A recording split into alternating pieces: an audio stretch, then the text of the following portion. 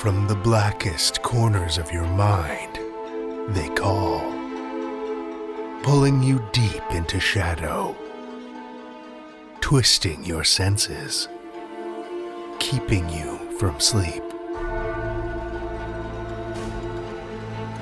It's time to face your darkest fears.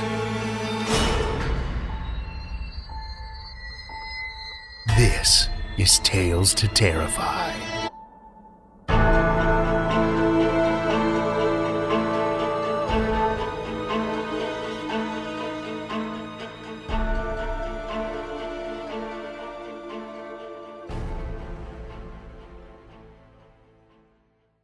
Good evening, children of the night, and welcome. As much as I hate to admit it, the spooky season is already starting to fade in the rearview, and with it, our submissions are once again closed for another season. But that doesn't mean we aren't still hungry for some bite-sized morsels of terror. Consider this your friendly reminder that Tales to Terrify is open year-round for flash fiction stories. As usual, talestoterrify.com/submissions is where you can learn how to send those terrifying tidbits our way. And that, this week, is about all I've got for you. So, without further ado, let's jump straight into our fiction. We have one tale for you this evening, a dark yarn to carry over just a touch of the Halloween spirit. A story which comes to us from Frank Oreto. Frank Oreto is a writer of weird fiction living in Pittsburgh, Pennsylvania.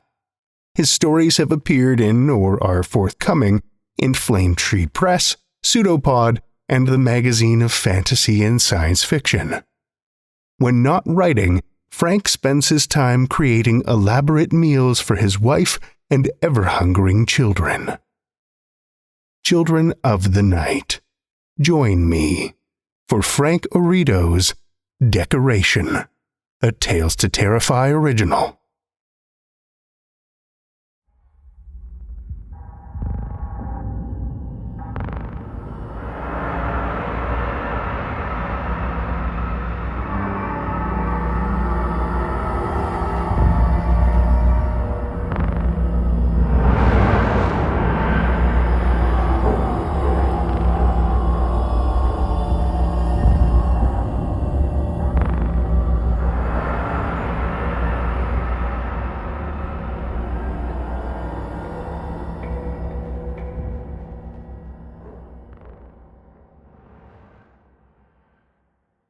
The bloody head squelched as Hank forced it onto the pike.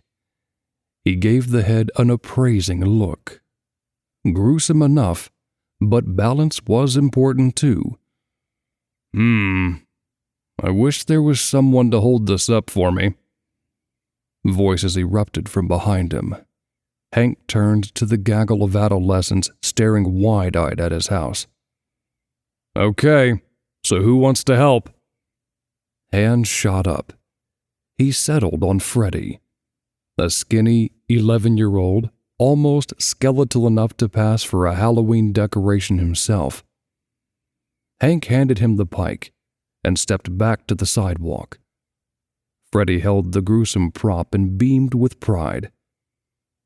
"Oh my God!" Freddie's mother joined the group. She was a pretty woman, with high cheekbones and brown eyes that sparkled with humor. She'd gotten divorced about the same time as Hank, but seemed to handle it better. "Hey, Diane. You okay with your boy helping out?" She grinned. "Of course. He loves it. But honestly, Hank, I don't know how you do it. This stuff gives me the willies." "That's the idea," Hank said. "Right, kids?" The children cheered in affirmation. Hank looked at the pike. "Could you lean it a little to the left, Freddie? Yeah, right there." He had to admit it was a pretty scary effect. "You know, you got some competition this year," said Diane. Who? Pete Williams down on Maple? He's mostly into hay bales and happy scarecrows. No, a new guy over on Beaumont Street. The house that backs onto the ravine. It's not like what you do.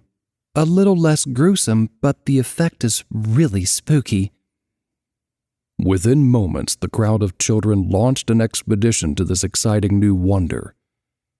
Hank took pity on Freddie. He took the pike and shoved it into the earth. Catch up with your friends. Diane watched her son jog down the street. Whatever happened to loyalty? Hank laughed. Can't blame them for being curious. You got time for a drink? I got a little red wine, or maybe one of my pumpkin beers, if you're in a seasonal mood. Thanks, but I need to get dinner ready. She looked back at Hank's home and gave him an encouraging nod. It looks good. Scary, I mean. Hank took in his handiwork. Foam core tombstones, rotting hands thrusting from faux graves. It was good. Fog machines, strobe lights. He even had a flying ghoul that would moan as it swooped back and forth over trick-or-treaters. This was going to be a banner year. So why did everything seem a little tawdry? Because Diane said he had some competition? It's only Halloween decorations, he said to himself. But a cold lump filled Hank's stomach. Maybe I'll take a walk after dinner, check things out for myself. 9 o'clock found Hank on Beaumont Street, a 4-pack of pumpkin ale in his hand. He recognized the house, a red brick 2-story with a tiny front porch. The yard was almost a half-acre, a rarity for homes this close to Pittsburgh, but the front lawn had always been choked with shrubs and brambles. The new owner had manicured the dense growth into a fairyland maze. Narrow paths lead off into tunnels of greenery. A pyramid of jack-o'-lanterns blocked the central sidewalk leading to the front door. Trick-or-treaters would have to take one of the paths. Hank stepped onto the nearest one. Shadows swallowed him, and after a few feet, he felt claustrophobic. His head bumped into something hard hanging from a branch. "Damn it!" he muttered. This wasn't scary, just dangerous. "Hello?" A voice came from the house. "Is someone there?" Hank felt guilty, then angry at himself for the feeling. "Hey, sorry to bother you. I was just dropping by to say welcome to the neighborhood." "Let me find the switch." The voice sounded friendly. "I'm the one who needs to apologize. I didn't make it easy to navigate out there." Above Hank, a constellation of glass balls, blue, green, yellow, flickered into life. The light was gentle, not so much banishing the darkness as sculpting it, shaping the shadows into something beautiful. The flagstones making up the path were etched with complex patterns. Hank recognized a few shapes he'd seen on heavy metal t-shirts. The rest looked like bizarre geometry diagrams. Tiny jack-o'-lanterns lined the path's edges. It should have all been too pretty to be frightening, but Hank felt that tingly frisson at the base of his spine. It was the faces staring out at him from the foliage. They were placed perfectly, far enough away so at first you barely noticed. Then as you concentrated, the horrible details came into focus. Hank reached past dark leaves to touch a hollow-eyed mask made of stiffened cloth. Below and to the left, a stone carving jutted out its rocky tongue in an obscene leer. There were more, each horrible in its own way. "Over here!" Hank followed the voice. The twisting path finally led back to the old central sidewalk.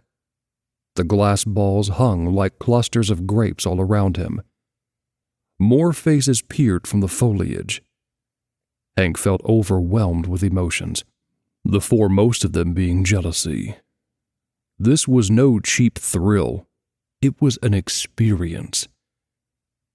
A thin man in a tweed vest and matching pants stood on the porch, smiling. He had close-clipped blonde hair streaked with gray at the temples and wore round, wire-rimmed glasses. He held a mug in one large hand. Hank swallowed his unkind feelings and attempted a smile of his own. "Wow, this is something."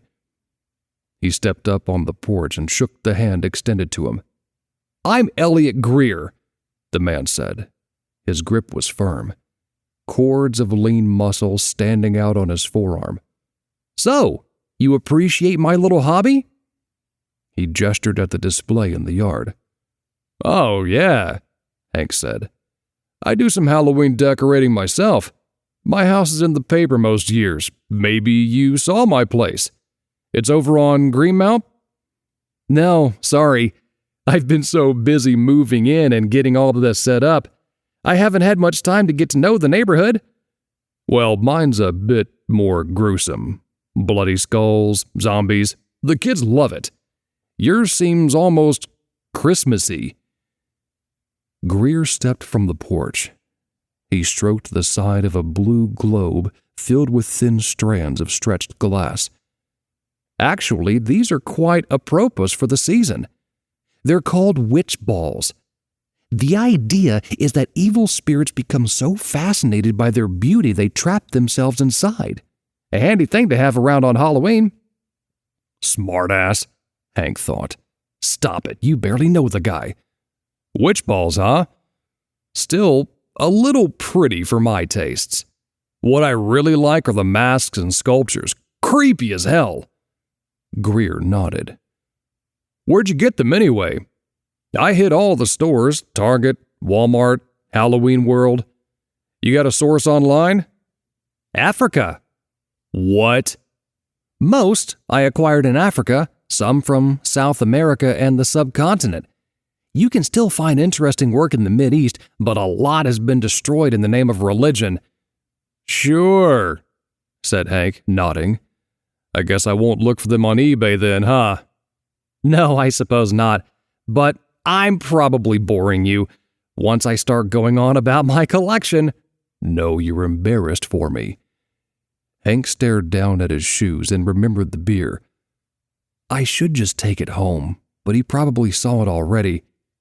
"Hey, I brought over a welcome gift." Hank held up the 4-pack. "Pumpkin ale. It's good stuff." Greer didn't reach for the gift. He gave Hank a pained smile. "It sounds intriguing, but I'm on a special diet. Rather hideous, really. Mostly leaves and sticks, I'm afraid." He held out the steaming china mug toward Hank. "Believe me, I'd prefer a good ale." The stuff smelled rank. "Are those ashes floating in there?" Greer looked sheepish. "Yes, it's burnt joss paper, an Asian thing. My diet is more folkway than medical prescription. When you collect the esoteric, you pick up a few odd beliefs along the way." He lifted the cup to his lips and sipped. "You wouldn't like it." "I'll stick to beer," said Hank. "Maybe I could try one in the future?" Hank took the words as a welcome chance to escape. "Sure. I better get going. More work to do on my place. Halloween is coming fast." "I'm well aware," said Greer. "I look forward to seeing your decorations." Maybe he imagined it, but Hank thought he heard derision in those words. "Hey, before I go, I was wondering, aren't you a little worried?" "What do you mean?" "All those kids tramping through your yard, right down the middle of your collection. Things might get damaged." Greer looked thoughtful. His eyes darted from one part of the yard to another. "I believe I have enough." It was an odd response, Hank thought. Some of the older kids like to do a little mayhem on purpose. I got 4 words for you. Full-sized candy bars. None of those baby pretzel bags. You keep the little monsters happy and you should be okay." Greer nodded. "Thanks for the advice. Happy Halloween!" "Happy Halloween," said Hank. He walked out the way he'd come. No sooner had he stepped onto the street than Greer's yard went dark again. Hank could still see the witch balls and half-hidden faces in his mind's eye. He had to admit Greer's collection was amazing, and that it pissed him off. "I don't get one thing that I can be the best at." He popped the top on one of the pumpkin ales and took a long sip. So who's the bigger asshole? He wondered. Greer for being so pompous, or me for being jealous? He turned and walked home. Maybe he'd pick up an extra fog machine tomorrow. Hank opened the Halloween edition of the Collier Run Daily and stared at a photo of Elliot Greer surrounded by glowing witch balls. "No big deal," Hank said to the empty kitchen. "I've been in the paper plenty of times." Today was Halloween, Hank's favorite day of the year, and he was determined not to let Greer ruin it for him. The weather that night was perfect, chilly but not cold, with enough breeze to blow the leaves around. Hank wore a vintage Pittsburgh Pirates uniform. He usually opted for something horrific, but last year Diane came over and sat with him on the porch. Hank figured she might have sat a good deal closer if his shirt hadn't been soaked in stage blood. Jack-o'-lanterns glowed from front porches up and down the street. Hank opened a pumpkin ale, switched on the fog machines, and waited for the monsters. At first, things went great. Ghosts and goblins traipsed up the steps awestruck by Hank's handiwork. Parents oohed and awed like always. But this year there was a difference. "Wow, you really outdid yourself, Hank." "Thanks, it's a labor of love." Then came the kicker. "Did you see that place over on Beaumont?"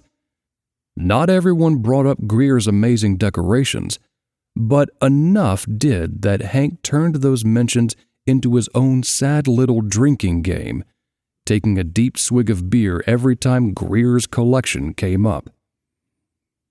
The second fog machine was a bad idea.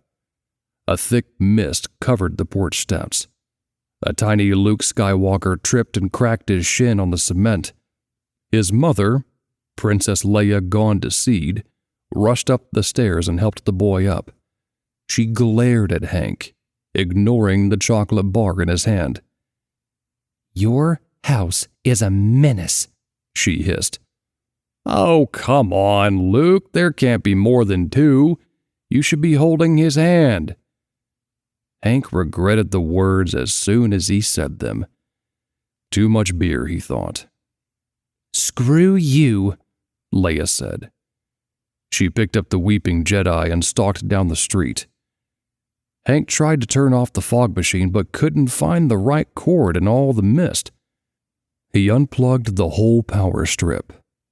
The mist cleared, but when he turned the juice back on, neither fog machine would work. Worse yet, the flying ghoul got tangled in his own wires and spent the rest of the night spinning in place, making a noise like a sick sheep. Hank didn't bother unplugging it. Instead, he drank more and blamed Elliot Greer. Diane walked over around 9. She looked up at the bleeding ghoul. "Are we experiencing some technical difficulties?" "You could say that. It's not been the best evening." "At least we have candy." Diane held out a handful of fun-sized Snickers. Maybe the night didn't have to end bad. Hank made room for her on the porch. An empty beer bottle wobbled beside him. He tried to steady it but misjudged the distance and sent it tumbling down the steps. The bottle shattered with a crash. Hank's lunge almost sent him tumbling after it, but Diane caught him. "God damn it, this just isn't my night." Diane looked at the collection of empty bottles. "Maybe we should have a little coffee with our candy." Or maybe I can drink what I want on my own porch. Diane's warm smile froze. Oh, Jesus, Di, I'm sorry. It's just the fog machines broke down and that stupid flying ghoul got hung up. The damn thing cost me $100. So you got drunk because your toys didn't work? Makes sense. Diane, really, I apologize. I'll make that coffee.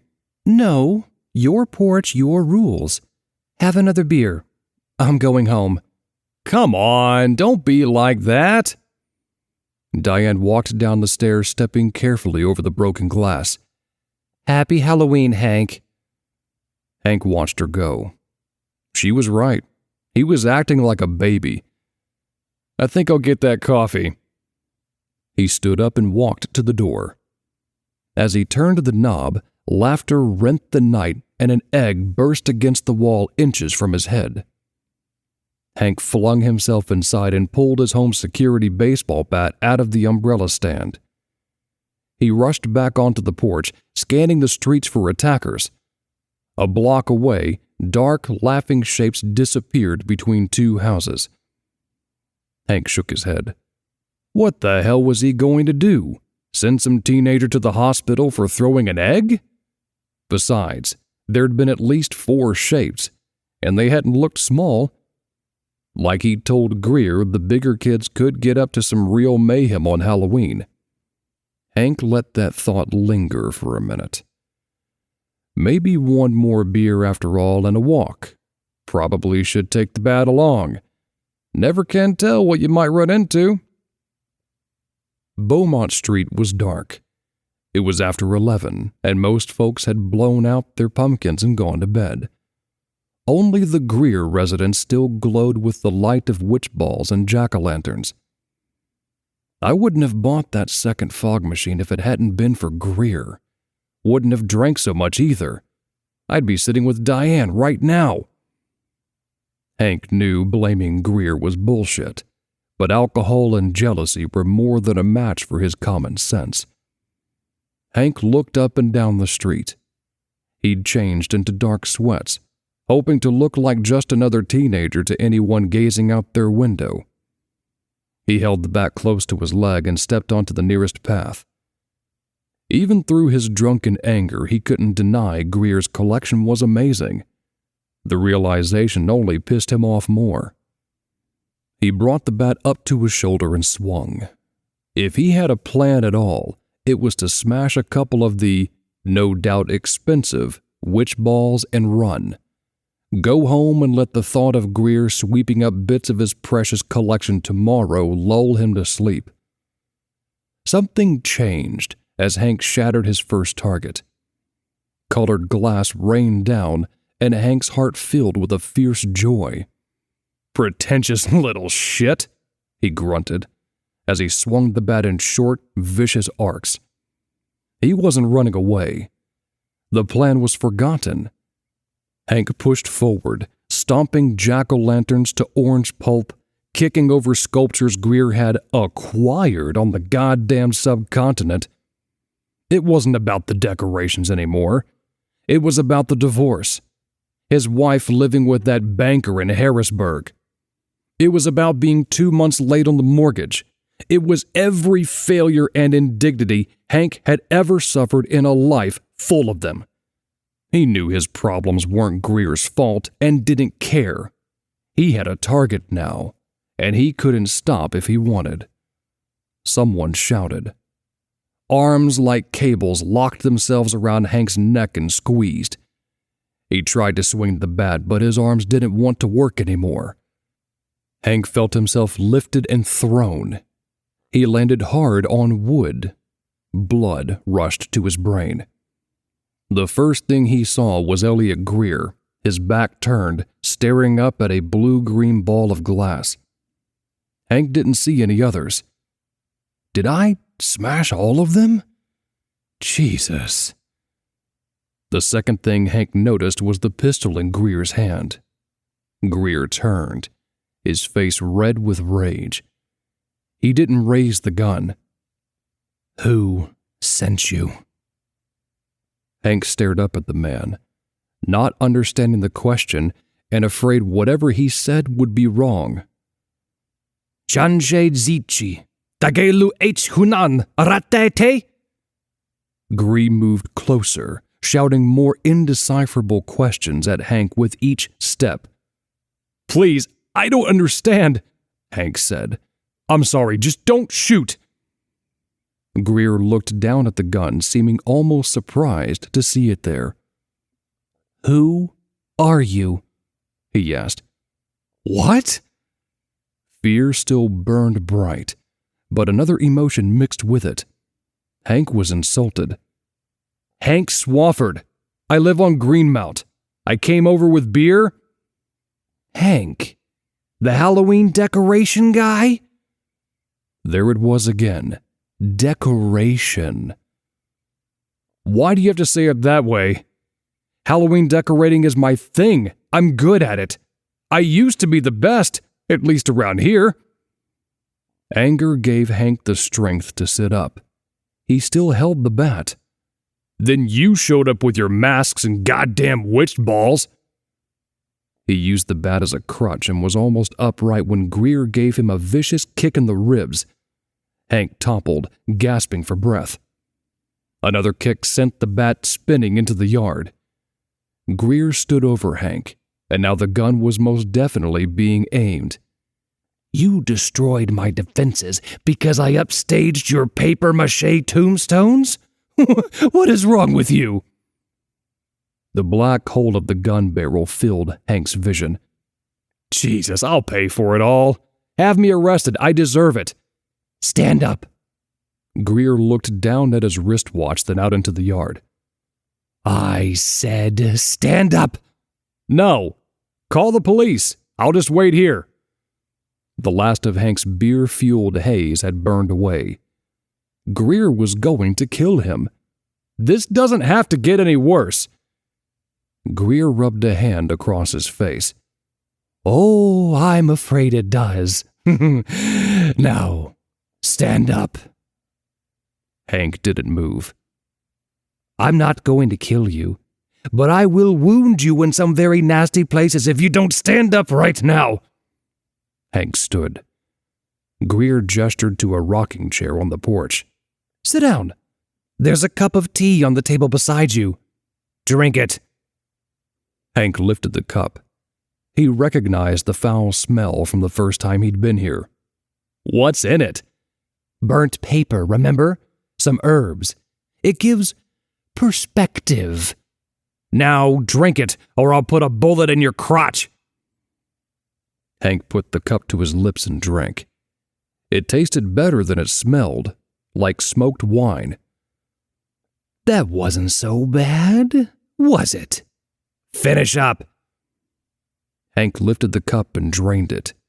He looked past Greer to the one remaining witch ball. The light it gave off took substance. Glowing geometric shapes spread out from the ball in all directions, spheres within cubes joining and releasing to form new and more complex patterns. "You drugged me." "No, just a little Taoist magic. Gives you yin-yang eyes. Lets you see what others can't." There was no darkness. Hank saw the world with a clarity that came close to overwhelming him. The grain of the boards that made up the porch, the soft inner glow of the atomic processes that held it all together. "I can see everything." "Yes, it's not something you'll thank me for. Now listen to me. You have no idea what you've done, so I'm going to tell you. I'm a thief, Hank, but not some simple smash-and-grab man. I started with tombs, and I learned things. I learned you can steal secrets more valuable than gold." "What's that noise?" Hank asked. It was far away but distinctive, the electric whine of cicadas as interpreted by a children's choir. "Ignore it. Something's coming." Hank stood despite the gun. He couldn't help himself. This must be the way prey felt when the big carnivore showed up. He had to get out of there. The side of the pistol whipped against Hank's jaw. Greer pushed him back onto the rocker. "Don't worry. We have a little time yet." Hank wiped blood from the corner of his mouth. He didn't try to stand again. "I was a very successful thief," Greer said. "I plundered temples, even robbed a god or two." "You're crazy!" But Hank's voice lacked conviction, and his ears buzzed with the whine of cicadas. "Made some enemies along the way, as you'd expect. A bad lot, but I had my secrets. Knew how to keep a few steps ahead. That's the key. Keep moving. Boats are good. They don't like running water. Flying's even better. There are rules to the game, though, and one night a year I have to sit tight on solid ground. Do you see where I'm going with this, Hank? Can you guess what that night is? Here's a hint. It's a time of year when you like to decorate and it's not Christmas." "Halloween?" "I knew you could do it." Greer was shouting now, the gun pointed up at the night sky. Hank lunged past the man toward the sidewalk. Greer laughed. He kicked the back of Hank's knee, sending him sprawling. Hank tried to crawl, glass from shattered witch balls gouging his hands and knees. A foot slammed into his crotch from behind, and he fell to his belly and retched. "Just a few more words, Hank." Greer squatted and lifted Hank's chin until they were gazing eye to eye. "So, how do I keep my enemies at bay on that one night? Not guns, Hank. Bullets wouldn't faze them a bit, I'm afraid. But I had my defenses. I was always ready, this year too. I rented a new place in middle of nowhere, Pennsylvania. There's a creek behind the house. Like I said, they don't like running water. I put up my defenses in front, a maze of distractions, wards, and traps. The only thing I didn't account for was you." Greer shook his head. "You and your pathetic decorations. The good news is I can still get away. It's going to be tricky. I'll need your help. I think you owe me at least that much." "What do you want me to do?" "Only to be here.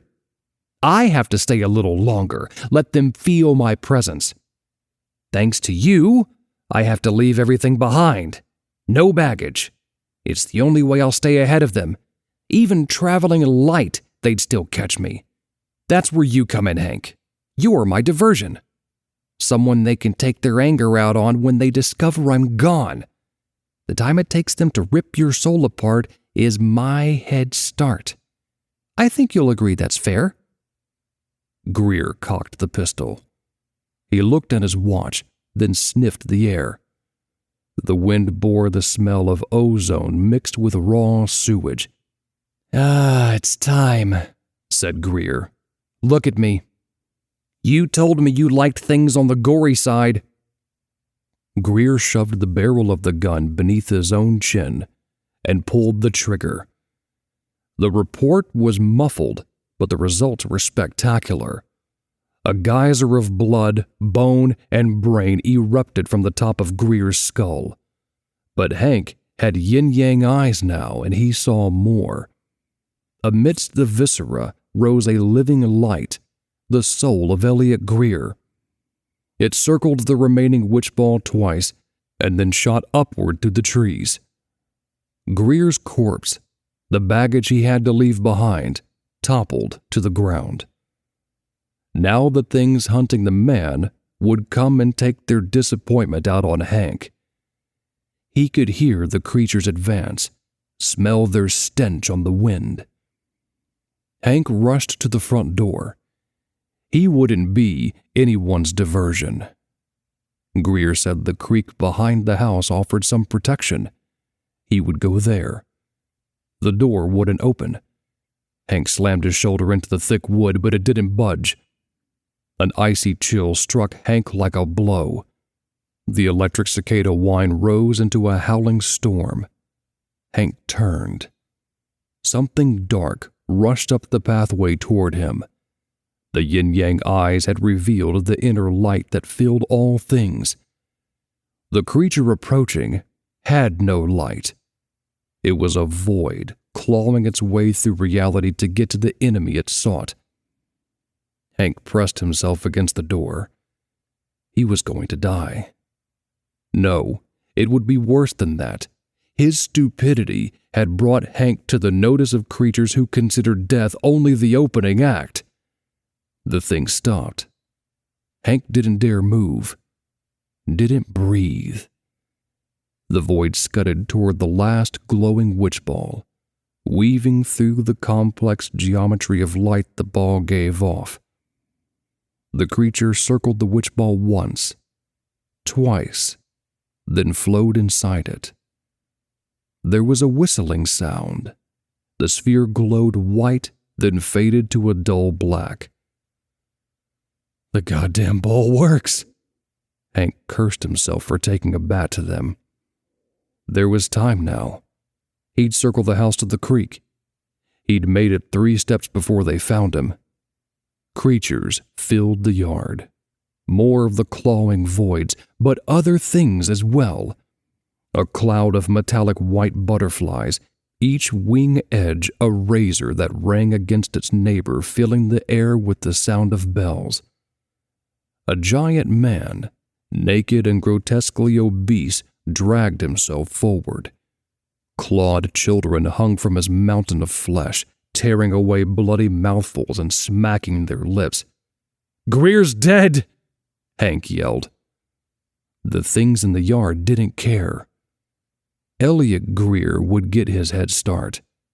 As the creatures pressed forward, Hank had to admit it was a really scary effect.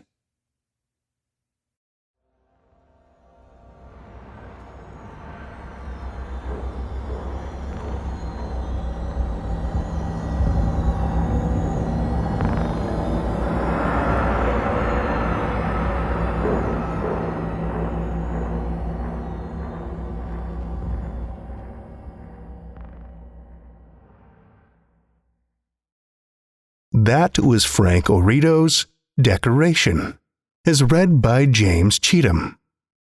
Born and bred in the USA, James has literally been around the world and back again. He is a retired military veteran that has been to war 4 times. Now, he narrates audiobooks full-time. He started back in 2018 with some divine direction and is absolutely loving it. Thank you, James.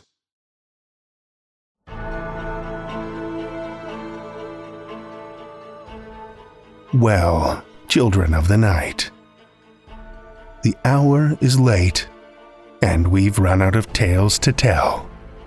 For now. Tales to Terrify is made possible by the tremendous generosity of our supporters on Patreon and PayPal. Incredible fans like Paul Belcher, Amanda Gottfried, and Kathy Robinson, whose generous support helps keep the lights on and flickering ominously. Not a supporter? Head over to patreon.com/Tales to Terrify, where you'll find all kinds of perks like ad-free episodes, bonus content, and one-of-a-kind collectibles and merch packs. Every dollar goes back into this show to make it as horrific as possible, and we appreciate it so much. Want another way to support the show that doesn't cost a cent? Head over to Stitcher, Podchaser, or Apple Podcasts and leave us a 5-star review. You'll not only put an unnaturally wide smile on our faces, but help new listeners discover our terrifying tales, too. Why not share your love of the show out in the world with some Tales to Terrify merch? TalesToTerrify.com/merch will take you to our TeePublic store, where we've got a great collection of creepy custom and curated designs that's always growing. Tales to Terrify is produced by Seth Williams, Meredith Morgenstern, Andrew Gibson, and myself, Drew Sebastini, with original theme by Nebulous Entertainment. Tales to Terrify is distributed under a Creative Commons Attribution, Non-Commercial, No Derivatives license.